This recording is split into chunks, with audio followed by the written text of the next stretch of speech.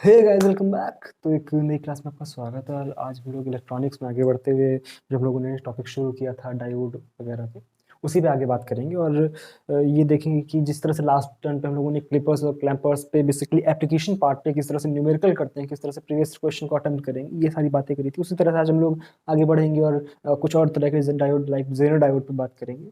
और Jenner diode पे बात मैंने तो पहले करी हुई है, इस वजह से इस जो लेक्चर में मैं थोड़ी सी तेजी बरतने की कोशिश करूंगा, ठीक है। और वो जो बात करी है वो भी कुछ एक आध महीने पहले की है, तो इस वजह से मैं बहुत ज़्यादा फोकस नहीं करूंगा और उसमें बहुत ज़्यादा एक्सप्लेनेशन से मैंने समझाया हुआ है। तो आप एक बार उस वीडियो को अगर देख लेंगे तो इस वीडियो में आपको कोई प्रॉब्लम नहीं होने वाली। उसका लिंक मैं डिस्क्रिप्शन में दे दूंगा, ठीक है।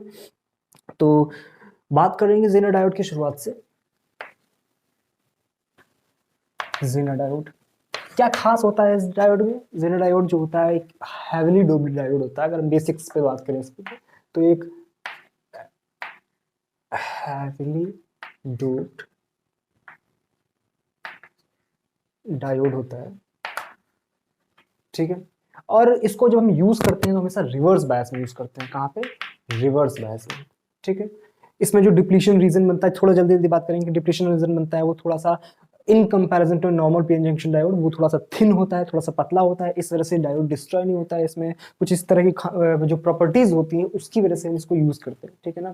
ये आपका जब हम पीएन जंक्शन डायोड है, जब उसको रिवर्स बायस में लगाते हैं तो वो एक सर्टेन वो ब्रेक डाउन वोल्टेज पे वो खराब हो जाता है, लेकिन इसमें ऐसा कुछ नहीं होता है, ठीक है। ये अच्छे खासी एप्लीकेशन देता है। और इसका जो मेन एप्लीकेशन है दैट इज वोल्टेज रेगुलेटर। और उस वोल्टेज रेगुलेटर पे ही बेस्ड आपसे काफी क्वेश्चंस एग्जाम में पूछे जाते हैं। उसी पे आज हम लोग बात करेंगे, ठीक है। तो Zener diode as a voltage regulator circuit किस तरह का होता है, जल्दी से बात कर लेते हैं इसकी,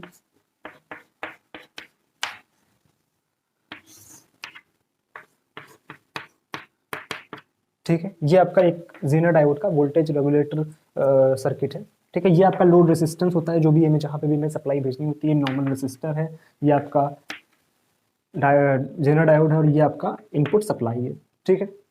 हमें ये देखना होता है कि जो हमारा डायोड, ये जो सप्लाई जा रही है इसमें इसमें होता क्या है, अगर हम जो सप्लाई है उसको कंट्रोल ना करें, अगर उसको हम रेगुलेट ना करें, तो होता क्या है, ज़्यादा जो अगर सपोज इसमें वोल्टेज चला गया या ज़्यादा करंट पहुंच गई, तो उससे होता क्या है कि ये जो सप्लाई, ये जो आपका अप्लायंसेज है वो खराब होने के चांसेस होते हैं। तो हम क्या करते हैं, इसकी हेल्प से वोल्टेज को हम कंट्रोल करते हैं कि एक सडन वोल्टेज के बाद इसमें वोल्टेज हो जाना बंद करवा देगा और खुद से पास कर देगा। ये इसमें कुछ खास होता है। लाइक अगर मान लो यहाँ पे ये जो वीजेड है, मान लो आपका 2 वोल्ट है, ठीक है। तो एक्चुअल में क्या होगा कि ये मान लो यहाँ पर लगा हुआ है 1 वोल्ट, ठीक है। अगर यहाँ से 1 वोल्ट इस जगह पर पहुंचा है और 1 वोल्ट इस जगह पर और वीजेड आपका 2 वोल्ट है, तो if VZ is less then, इस वोल्टेज को मान लेते हैं वी, अगर वीजेड की वैल्यू वी से कम है तो डायोड हमारा ऑफ होता है। और जब डायोड ऑफ होता है तो यहां से कोई करंट पास नहीं होती, सारी की सारी करंट यहां से पास होती है। लेकिन अगर वीजेड की वैल्यू V के बराबर या उससे ज्यादा होती है तो हमारा जेनर ऑन होता है और वो सारी की सारी करंट यहाँ से पास हो जाती है। यानी जो एक्स्ट्रा वोल्टेज अभी इसमें लगने लगता है तो हम इसकी हेल्प से उसको खराब होने से बचा लेते हैं, ठीक है। तो ये इसका मेन काम होता है। अब इसमें कई कई तरह से क्वेश्चंस बनते हैं। मेन तो बिल्कुल बेसिक जो स्ट्रक्चर होता है वो इसी तरह का होता है, ठीक है। जब आपका ये सारी चीजें फिक्स हो, आपका वी फिक्स हो, आर फिक्स हो, आर एल फिक्स हो, सारी चीजें अगर फिक्स होती हैं तब आपका इसी तरह का कुछ बन करके आता है। अब वो किस तरह से आता है, देखो ध्यान से, किस तरह से क्वेश्चन को सॉल्व करते हैं उसको समझते हैं। आप क्या करो, फर्स्ट स्टेप में क्या करो, इस विजिट को रिमूव करो। आप अब आंकड़े हटा दो, ठीक है ना, एक दो हमें नहीं मतलब, कितना भी हो सकता है। इस विजिट को आप हटाओ। अगर विजिट को हटाओगे तो एक नॉर्मल सा सर्किट आपको दिखता हुआ बनता हुआ दिखेगा कुछ इस तरह का,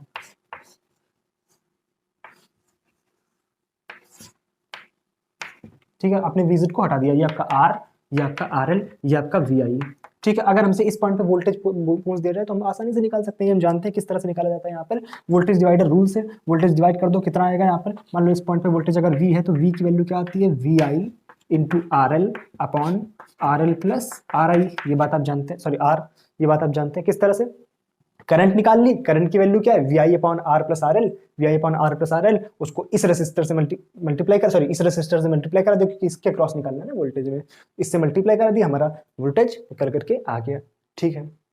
अब आप क्या करोगे कि एक्चुअल में अगर जेनर लगा भी होता और बिल्कुल मिनिमम स्टेज पर होता, अब मान लो हमने क्या बोला कि अगर ये जेनर लगा हुआ होता तब ये जो वोल्टेज होता इस जगह पर वो मिनिमम वोल्टेज होता, जबकि जेनर हमारा काम नहीं कर रहा। और जैसे ही इससे बढ़ेगा, जैसे ही इससे वोल्टेज बढ़ेगा तो जेनर हमारा अपने अंदर से करंट लेना शुरू कर देता है। यानी अगर ये V जो है, इफ V अब इस कंडीशन को सेटिस्फाई कर रहा है, तो हमारा जेनर, अगर if V is greater then VZ, कुछ उल्टा लिख दिया क्या मैंने? नहीं सॉरी, उल्टा लिख दिया मैंने यहाँ पर। ये इधर कर लो और यहां पर VZ कर लो। If V is less than VZ तो जेनर हमारा ऑफ होगा, और if V is greater than और equal to VZ, if V is greater than और इक्वल टू VZ तो हमारा जेनर ऑन होगा, तब इसमें से करंट फ्लो करेगा। यानी मिनिमम जो हमारा वोल्टेज बन सकता है वो क्या है? जबकि जेनर हमारा ऑन हो, जबकि जेनर हमारा ऑन हो। जैसे मतलब ये वोल्टेज तक पहुंच जाएगा, तुरंत इसके बाद जेनर क्या होगा? काम करने लगता है। ठीक है, तो इस तरह से हम यहाँ से वोल्टेज की वैल्यू निकाल सकते हैं। कभी कभी इस तरह से पूछ देता है कि बताओ जेनर ऑन है ऑफ है, तो आप इस जगह पे वोल्टेज निकालो। अगर ये वोल्टेज जेनर के वोल्टेज के बराबर या उससे ज्यादा आ रहा है तो जेनर ऑन होगा, और अगर ये वोल्टेज जेनर के वोल्टेज से कम आ रहा है तो हमारा जेनर ऑफ होगा। बात क्लियर है? ठीक है, ये बिल्कुल बेसिक सा केस होता है। इसी में और जो केस बनते हैं वो क्या होते हैं उसको देखते हैं। अब इसी में और क्या केस बन सकते हैं, देखो ध्यान से। मान लो वही आपका सर्किट दिया हुआ जेनर डायोड का, ये इसका सिंबल होता है ना जेनर का। ठीक है, ठीक, ये आपका R, ये आपका RL, ये आपका VZ, और इसमें एक आंकड़ा और दिया होता है IZ मैक्सिमम का। ठीक है ना, और PZ आपको दिया होता है इसमें। ठीक है, तो ये कुछ चीजें इसमें लिखी हुई होती है कि VZ कितना है, IZ मैक्सिमम कितना है और PZ कितना है। ठीक है, और ये आपका VI। ठीक है, अब मान लो आपसे बोल दिया गया कि जो VI है वो तो फिक्स है, ठीक है, उसमें कोई दिक्कत नहीं, पहले की तरह है, लेकिन RL आपका वेरिएबल है। तो जब RL वेरिएबल होगा, जब RL वेरिएबल होगा तो हमसे बोला जाता है बताओ RL मैक्सिमम और RL मिनिमम क्या है, या उसकी पूरी रेंज पूछ ली जाती है कहां से कहां तक RL वेरी कर सकता है। तो जब हम RL मिनिमम की बात करेंगे तो उस टाइम पे क्या होगा, जब RL मिनिमम होगा तो इस यहाँ पर जो वोल्टेज होगा वो भी मिनिमम होगा। जैसे जैसे भाई RL मिनिमम होगा तो वोल्टेज जो होगा वो भी इस जगह पे मिनिमम होगा। या अगर हम इस कंडीशन निकाल, मतलब मिनिमम इन द सेंस ये नहीं, देखो V is equal to IR।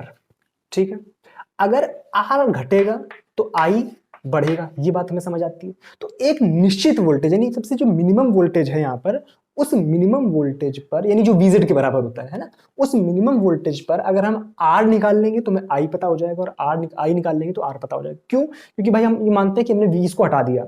ठीक है, अब इस टाइम पे जो वोल्टेज है that is the minimum voltage that जो इसमें से जा सके। ठीक है ना, क्योंकि उसके बाद जैसे ही यहां से बढ़ेगा तो वो जेनर से फ्लो करने लगेगा। इस वजह से हम मिनिमम वोल्टेज को कंसीडर करके चलते हैं, क्योंकि हमें पता है कि वो मिनिमम वोल्टेज तो VZ के बराबर ही होना है, तो VZ तो हमको दिया हुआ है। तो इसकी हेल्प से आसानी से सवालों को कर सकते हैं। ठीक है, तो यहां पर जो वोल्टेज होगा जब तक कि हमारा ये चालू रहेगा ये वाला सर्किट, ठीक है ना, तो वो क्या होता है VZ। ठीक है, तो आप निकालो यहां पर, मान लो इस जगह पे वोल्टेज है V। ठीक है, तो V इज इक्वल टू, उस टाइम पे RL भी मिनिमम होगा। ठीक है, RL मिनिमम, ओके, तो V इज इक्वल टू क्या होता है, VI into RL minimum upon RL minimum plus R। इसमें कोई दिक्कत? पक्का? यहां से RL मिनिमम की वैल्यू निकालो, कैसे निकलेगी देखो ध्यान से, इसको इधर भेजो। ठीक है, तो V upon VI is equal to RL minimum by RL minimum plus R। ठीक है, इसको पलट दो, पलट दोगे तो क्या बन जाएगा, ये VI by V is equal to, इसको अलग अलग कर दो अपॉन में, तो 1 plus R by RL minimum. ठीक है, यहां तक बात समझ आई? इसको उठा के इधर ले आओ, क्या आ जाएगा, VI by V minus 1 is equal to R by RL minimum. ठीक है, यहां से RL मिनिमम की वैल्यू निकाल लो। RL मिनिमम की वैल्यू यहां से कितनी आ गई आपकी, R इधर जाएगा, ठीक है, और इधर आ जाएगा V upon VI minus V क्या है बेसिकली, VZ। ठीक है ना, V क्या है बेसिकली, VZ, क्योंकि उसी पे है तो हम ये कंडीशन सेटिस्फाई करा सकते हैं जब ये इज इक्वल टू VZ हो। ठीक है ना, V is equal to VZ हो। ठीक है, तो हमें RL मिनिमम पता चल गया। ठीक है, तो यहां से हम IL मिनिमम भी निकाल सकते हैं। IL मिनिमम किस तरह से निकालेंगे, देखो ध्यान से, I L minimum is equal to, I L minimum is equal to, यहाँ पे वोल्टेज कितना है, V Z upon R L minimum. कोई दिक्कत? पक्का? तो ये हो गई एक कंडीशन जबकि हमारा वी आई फिक्स हो और आर एल वेरिएबल हो, ठीक है, ये बन गई। अब दूसरी कंडीशन क्या बन सकती है, जब वी आई वेरिएबल हो और आर एल फिक्स हो, ठीक है। इस कंडीशन में क्या होगा एक्चुअल में, अब ये वैरी करेगा और वो कांस्टेंट होगा, तो फिर से क्या होगा, यहां पर जो मिनिमम वोल्टेज होगा वो तो वीजेड के बराबर ही हो सकता है जबकि ये हमारा सर्किट चालू हो, तब ये वाला वोल्टेज में मिनिमम होगा, तो उससे करस्पॉन्डिंग निकालेंगे, थोड़ी सी जगह बनाते हैं उसको, उधर वाले को आप नोट कर लो, ठीक है। ये कंडीशन खत्म, ये वाली कंडीशन हमने पूरी कर दी, ठीक है, इसको आप हटाओ।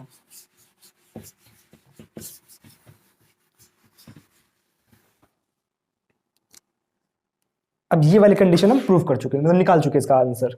मैंने वहां पे मैक्सिमम वाला नहीं निकाला था क्या, मैंने मैक्सिमम सर्च छोड़ दिया था ना, आरएल मिनिमम निकाले था, मैक्सिमम किस तरह से निकालेंगे, मैक्सिमम निकालते हैं, इसको कर रहे हैं, ठीक है, इसी को कर रहे हैं।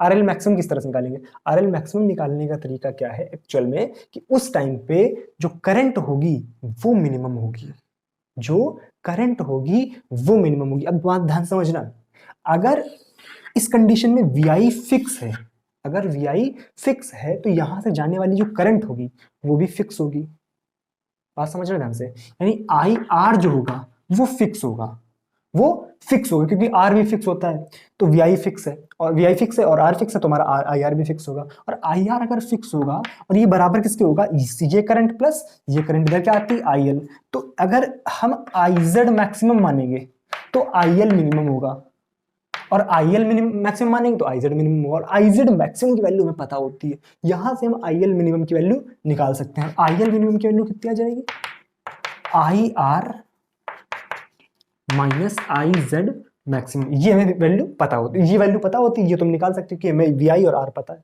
ठीक है, ये हम निकाल सकते हैं, ओके। अब यहां से हम आर एल मैक्स निकाल सकते हैं, आर एल मैक्स क्या होगा, V Z upon R is equal to V upon I I L minimum, बस आ गया R L maximum, R L minimum निकाल लिया था, आर एल मैक्सिमम ये आ गया। अब आते हैं दूसरे वाले केस पर, ठीक है, दूसरे वाले केस की बात कर लेते हैं। ओके देखो ये वाला आप कंप्लीट हो गया, ठीक है। अब इस पे आते हैं, वी आई वेरिएबल है और आर एल फिक्स है। अब आर एल अगर फिक्स होगा, वी आई वेरिएबल होगा, तो हमने ये बात करी कि यहाँ पर जो वोल्टेज होगा जब तक कि वो मिनिमम वोल्टेज जब तक कि ये ऑन होगा तो वो तो वीजेड होता है, ओके, तो वी इज इक्वल टू तो वीजेड होगा, जब मिनिमम के लिए कंडीशन करना है तो उस टाइम पे वी आई भी मिनिमम होगा, इसको हम लिख सकते हैं V I minimum into R L by R L plus R, okay. यहां से हम क्या निकालेंगे, वी आई मिनिमम निकाल सकते हैं, ठीक है। वी आई मिनिमम कितना आ जाएगा, वी आई मिनिमम जो आ जाएगा आपका वो आ जाएगा V Z into R L plus R upon R L, correct है, पक्का, कुछ छूटा तो नहीं। ये बात हो गई मेरे पास वी आई मिनिमम की। भाई हमसे बोला जाए ना वी आई अगर वेरिएबल है तो इसकी रेंज बताओ, तो वी आई मिनिमम हमने निकाल लिया, मैक्सिमम किस तरह से निकालेंगे, मैक्सिमम निकालने के लिए फिर हम इसकी हेल्प लेंगे, फिर इसकी हम हेल्प लेंगे, क्योंकि अगर हमें वी आई मैक्स निकालना है इसका मतलब यहां पर जो करंट होगी वो मैक्स होगी, और वो मैक्स होगी यानी उससे करस्पॉन्डिंग ये तो फिक्स है, ये तो फिक्स है, तो ये वाली करंट जो होगी वो भी मैक्सिमम होगी, यानी I R max is equal to I Z max plus I L, वो तो कांस्टेंट है, ठीक है, क्योंकि आर एल कांस्टेंट है, ओके। या उसको लिख सकते हैं आई एल मिनिमम, क्योंकि यहाँ पे वोल्टेज चेंज भी तो होता रहेगा ना वी आई के करस्पॉन्डिंग, आई एल मिनिमम। कुछ गड़बड़ लिखा है क्या,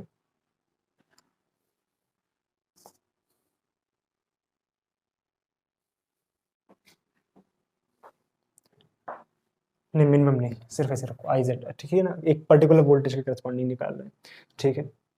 तो क्या निकल के आएगा यहाँ से, जब हम वी आई मैक्स निकालेंगे तो वी आई मैक्स निकालने का तरीका क्या, देखो ध्यान से, वी आई मैक्स क्या होगा हमारा एक्चुअल में, कि यहां पर जो वोल्टेज है, ठीक है, वो हमारा क्या है वीजेड, ठीक है ना, उसको हमने लिख लिया वीजेड प्लस प्लस ये वाला वोल्टेज, क्योंकि जो ड्रॉप होगा वो तो यहीं पे होगा ना। अब जब मैक्सिमम ये वोल्टेज चला जाएगा तब तो इधर का वाला काम ही नहीं रहेगा, तो हम सिंपल इसकी बात कर रहे हैं, तो वीजेड प्लस दिस वोल्टेज क्या है, I R maximum into R, correct है, ये आ गया हमारे पास वी आई मैक्सिमम। बस ये थोड़ा सा दिमाग लगा करके आपको सॉल्व कर देना है, इसमें बहुत ज़्यादा फॉर्मूले याद रखने की जरूरत नहीं है, इसमें आपको सिर्फ दिमाग चलाना है कि कैलकुलेशन किस तरह से कर सकते हैं, ठीक है ना। इस बेस भी क्वेश्चन आते हैं, उसको भी हम लोग प्रैक्टिस करेंगे, पहले आप इसको उतारो।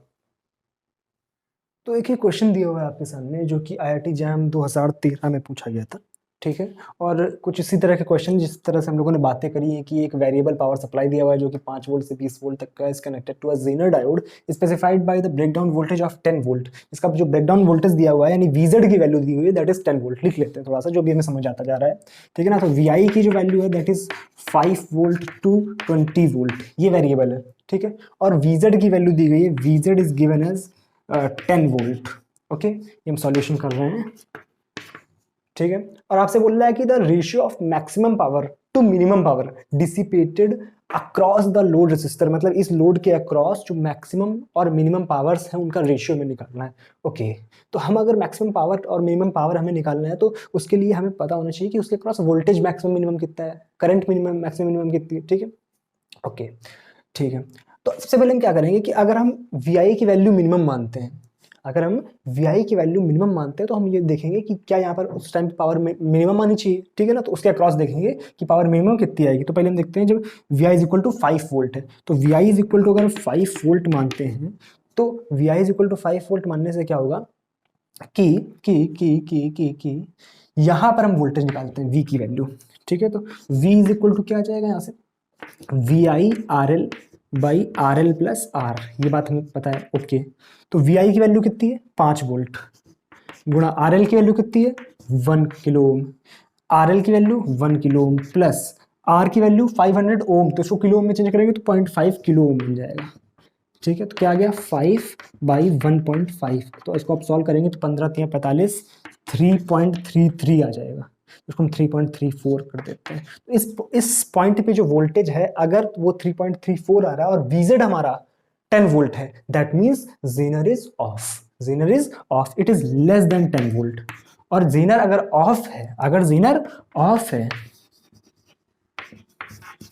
अगर जेनर ऑफ है तो यहाँ पर जो वोल्टेज आएगा वो वही वोल्टेज होगा जो कि सप्लाई दे रही होगी। और अगर जेनर ऑन होता तो जेनर का वोल्टेज यहाँ पर लग जाता, ठीक है ना। तब वहाँ पे 10 वोल्ट थी, जैसे मान लो अगर इसकी यहाँ पे जो निकाला है वो हमारा आ जाता मान लो 13 वोल्ट, तो 13 वोल्ट आता तो इसका मतलब है कि ये वोल्टेज जेनर के वोल्टेज से ज्यादा है। इसका मतलब क्या है, यहाँ पर जो वोल्टेज लगेगा वो जेनर वाला वोल्टेज, ये मैंने शायद बताया नहीं था, लेकिन यहाँ पर जो वोल्टेज लगेगा वो जेनर वाला वोल्टेज होगा, ठीक है ना, 10 वोल्ट। ओके, तो क्या आ जाएगा यहाँ से जेनर ऑफ, ठीक है। अगर जेनर ऑफ है इसका मतलब है कि यहाँ पर जो वोल्टेज होगा दैट विल बी 3.34। इसका मतलब है इसके करस्पॉन्डिंग हम अगर पावर निकालेंगे, पावर निकालेंगे तो पावर वो कितनी आएगी, इधर निकाल लेते हैं PR, चलो P सिंपल लिख लेते हैं, P मिनिमम कितना आ जाएगा हमारे पास, P is equal to VI, V कितना है आपका, ये आया है 3.34 इंटू आई कितना आएगा आपका, आई निकालने के लिए हम क्या करेंगे, देखो ध्यान से ऐसे निकल वी स्क्वायर आर से कर लो, वी स्क्वायर अपॉन आर, तो वी स्क्वायर अपॉन आर की वैल्यू कितनी है 1, तो वी स्क्वायर ये आपका स्क्वायर कर लो, ठीक है। सॉल्व करके जो भी आ जाए, मैं सॉल्व नहीं कर रहा हूँ, मुझे एग्जैक्टली इसको थोड़ा टाइम लग जाएगा, ठीक है ना। आप लोग तेज स्टूडेंट हो, मुझे 2-4 बार लिख के करना पड़ेगा, आप लोग शायद मन में ही कर दो इसका स्क्वायर, ठीक है। अब इसके बाद क्या करेंगे, आप इसकी वैल्यू निकाल लो, ठीक है। अब मैक्सिमम वैल्यू के लिए क्या करेंगे, हम मान के चलते हैं कि देखते हैं कि जो 20 वोल्ट है यहाँ पर हमें PZ मैक्सिमम मिलना चाहिए, तो उस पॉइंट पे यहाँ पे हमारा जो वोल्टेज आ रहा है वो कितना आ रहा है, तो when V is 5 volt, VI is 5 volt, कहाँ करूँ उसको, आप एक काम करो, ये क्वेश्चन नोट कर लो, तो क्वेश्चन की जगह पर मैं थोड़ा सा जगह बना लेता हूँ इस जगह पर, ठीक है। ये थोड़ी सी जगह साफ कर रहा हूँ,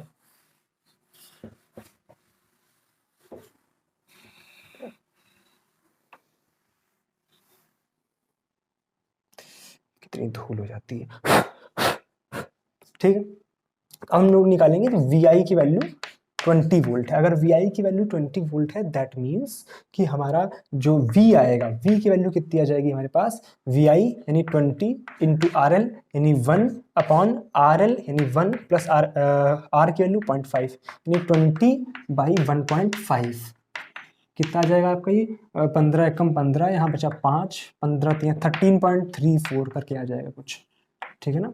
और चूंकि ये 10 से बड़ा आ रहा है, it is greater than 10 volt, that means Zener on होगा, जेनर ऑन होगा, और जेनर अगर ऑन होगा तो इसके अक्रॉस जो वोल्टेज लगेगा वो जेनर वाला होगा, ठीक है। दैट मीन्स V की वैल्यू कितनी आ जाएगी हमारे पास, इट इंप्लाइज दैट V की वैल्यू हमारे पास कितनी आ जाएगी 10 वोल्ट, जो कि यहाँ पर ये VL लिख सकते हैं। VL की वैल्यू कितनी आ जाएगी हमारे पास 10 वोल्ट। अब VL की वैल्यू पता है तो PZ मैक्सिमम कितना आ जाएगा, फिर PZ नहीं, बार बार PZ निकलता है।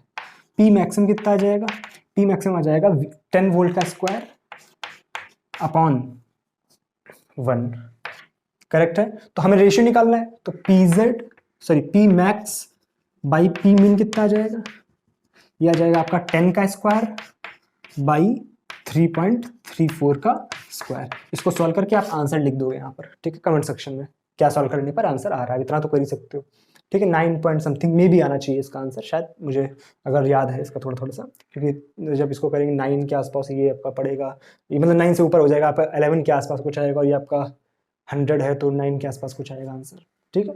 तो इस तरह से क्वेश्चंस को हम अप्रोच करते हैं। अगर हम एग्जाम की पॉइंट ऑफ व्यू से बात करें तो एग्जाम में भी आप देख रहे हैं कि उसी पैटर्न पे क्वेश्चन बनते हैं, ठीक है ना। जिस पैटर्न पे हम लोगों ने 3 पैटर्न पे बात करी, एक दोनों फिक्स हो, एक आपका सोर्स वेरिएबल हो, एक आपका लोड वेरिएबल हो, तो इस तरह से ही आपके क्वेश्चंस बनने की प्रोबेबिलिटी होती है, ठीक है, नोट करो इसको। तो इस क्लास में इतना ही रखते हैं, अगली क्लास में हम लोग अब आज बढ़ाने का थोड़ा सा कुछ प्रावधान नहीं है इस क्लास को, ठीक है। अब इस अगर ट्रांजिस्टर को भी इसी में घुसेड़ दिया जाए थोड़ा सा हॉच पॉच सा हो जाता है, तो इसमें सिर्फ जेनर को रखते हैं। अब अगली क्लास में हम लोग ट्रांजिस्टर वगैरह की बात करेंगे, ठीक है ना। डायोड पे इस तरह के जो क्वेश्चंस हम लोग, मतलब हम लोगों ने वो चीज़ें डिस्कस कर ली जो बेसिकली एग्जाम के पॉइंट ऑफ व्यू से मोस्ट इंपॉर्टेंट थी, ठीक है। तो जहाँ तक बात रही क्लिपर क्लैंपर्स की और ये आपके जेनर डायोड की, तो इस तरह के क्वेश्चंस आने की प्रोबेबिलिटी सबसे ज़्यादा होती है, ठीक है ना। तो आई होप यहाँ तक की बात आपको समझ आ गई होगी। अब मिलेंगे अगली क्लास में, तब तक के लिए thank you so much, bye bye.